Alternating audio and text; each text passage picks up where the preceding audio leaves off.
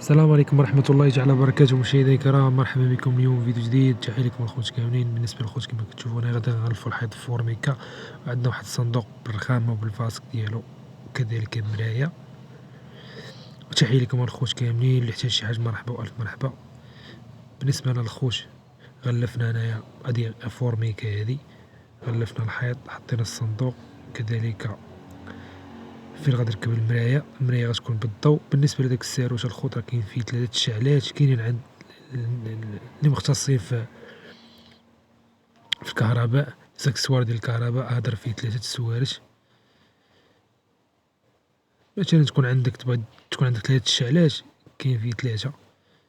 هنا الخوت انتهينا من العمل كما كتشوف الخوت، اللهم بارك، خدمة نقية الصراحة. فورميكا غلفنا الزليج باش ميبقاش يبان داك الزليج بحال هكاك، درنا ليه فورميكا.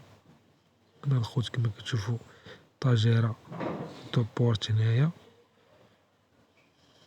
الرخامة بالفاسك الفوق، باقي الروبيني غيجي البلومبي باش يفيكسي الروبيني. هنايا 3 شعلات الخوت كما قلت لكم، هنا 3. حنا اللي ركبنا هاد الساروت هذا. مراية الصراحة كتجي ديكور زوين. متنساوش الخوت جيم وبارطاج، اللي احتاج شي حاجة مرحبا والمرحبا.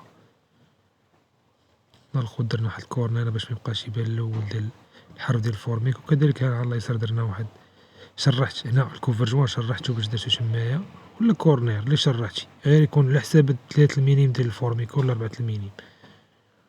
هنا باس ديال السيليكون ضروري يكون واحد الباس ديال السيليكون رقيق، يكون سيليكون مزيان، ما دير سيليكون عادي، نصيحة ما دير سيليكون عادي. السلام عليكم ورحمة الله.